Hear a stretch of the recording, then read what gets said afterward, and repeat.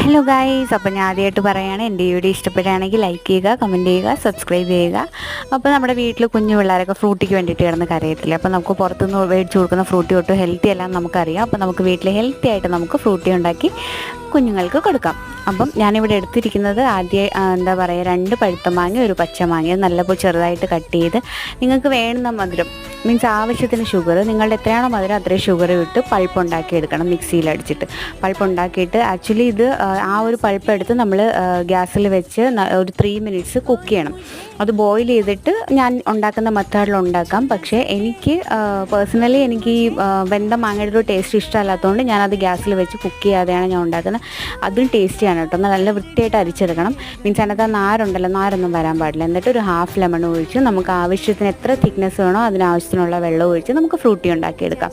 ടേസ്റ്റിയാണ്. വീട്ടിൽ ട്രൈ ചെയ്ത് നോക്കണം. അപ്പോൾ ബൈ, നെക്സ്റ്റ് വീഡിയോയിൽ കാണാം.